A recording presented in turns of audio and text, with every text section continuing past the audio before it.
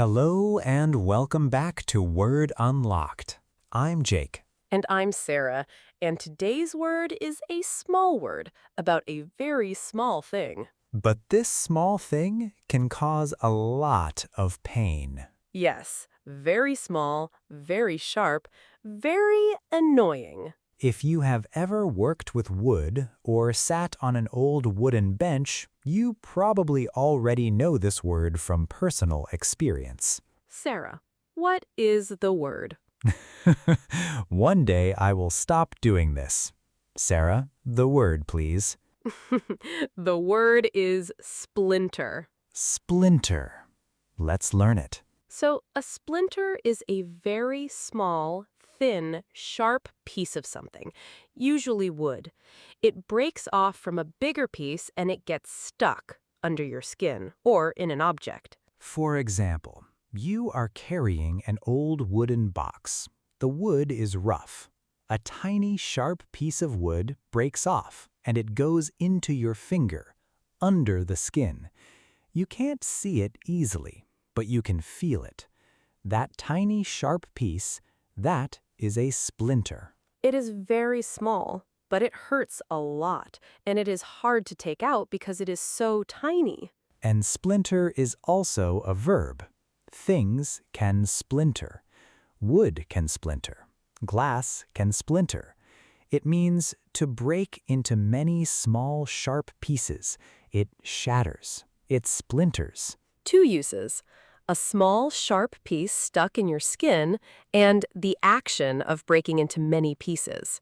Let's look at the chunks. Chunk 1. Get a splinter, or have a splinter. Get a splinter means the splinter just entered your skin. It happened just now. Have a splinter means it is already there. It is in your skin right now. For example, "Oh, I just got a splinter."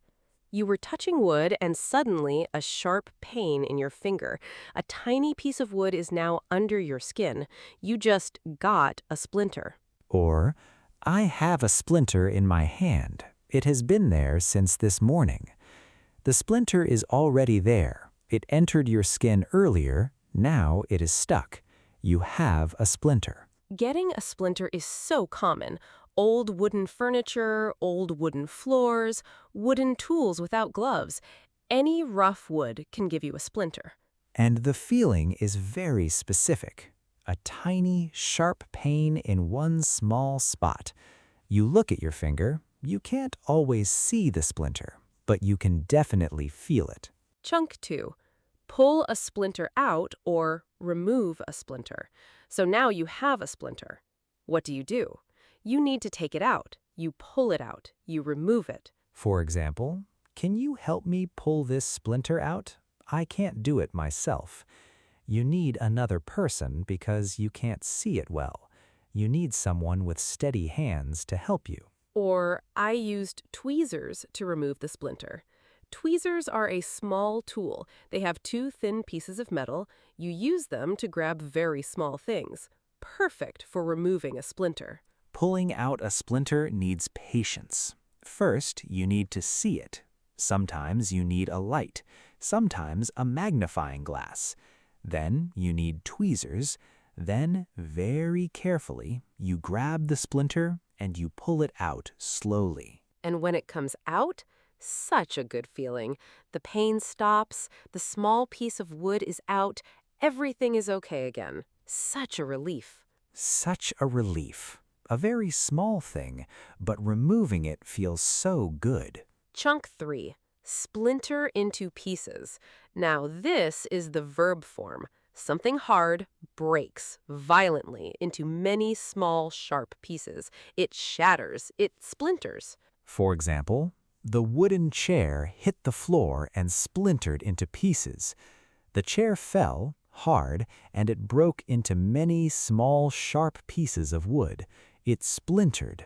Or the glass window splintered into pieces. Something hit the window very hard, and the glass broke into many, many small, sharp pieces. It splintered into pieces. Splinter into pieces is always violent. It is not a gentle break. It is a sudden, sharp, dramatic break. Many pieces, everywhere. And after something splinters into pieces, be careful. The pieces are sharp. Don't touch them with your hands. You might get a splinter. Yes, if glass splinters into pieces and you touch the pieces, you might get a glass splinter. Not wood this time, but same idea. Same word. And the fourth chunk, a splinter group. Now this one is very different. No wood, no skin, no pain. This is about people. A splinter group is a small group of people. They were part of a bigger group, but they disagreed about something, so they left. They broke away. They formed their own smaller group. For example, a small splinter group left the main club. They wanted different rules. The main club had many members, but some members were unhappy. They disagreed with the rules, so they left. They formed their own small group. That is a splinter group. Why do we call it a splinter group? Think about wood. When wood splinters, a small piece breaks away from the big piece. Same idea with people. A small group breaks away from the big group, like a splinter from a piece of wood. That is a great connection. The image of wood breaking, it works perfectly for groups of people breaking apart too. You hear splinter group in news, in politics, in organizations, anywhere a big group breaks into a smaller one because of disagreement. It is a more advanced phrase, but very useful. And once you know the connection to the wood meaning, it is easy to remember. Okay, story time. My first story is about get a splinter. Tell us. Last summer, I was helping a friend move some old wooden furniture, a big old bookshelf, very old wood, rough and dry. I picked it up without gloves. We carried it outside, I put it down, and then I felt it, a sharp pain in my index finger, just below the nail. Oh, below the nail is the worst place. The worst because it is so hard to see and so hard to reach. I looked at my finger. I could just barely see a tiny dark line under the skin, very small but very painful. And what did you do? I went inside. I found tweezers. I tried to remove it myself, but it was too close to the nail. I couldn't get it. My friend had to help me. She had steady hands. She pulled it out in about 30 seconds. 30 seconds for her, but how long did it feel? About 3 hours. When someone is putting tweezers very close to your nail, every second feels very long. But when it came out, relief. Immediate relief. The tiny piece of wood came out. The pain stopped immediately. Such a small thing, such a big relief. My story is about pull a splinter out, and it is about being a child. When I was maybe 7 or 8 years old, I was playing in the garden. We had an old wooden fence. I was running my hand along the fence, and I got a big splinter in my palm. A big one. Big for a child. My mother had to remove it, and I was very scared. I was crying. My mother sat me down. She said, "Hold very still, look away, it will be fast." I held very still. I looked away. She used tweezers, and in about 5 seconds, it was out. 5 seconds. 5 seconds. But I had been crying for 20 minutes before that because I was scared. The splinter itself was nothing. My fear of removing it was the real problem. That is such a real childhood memory.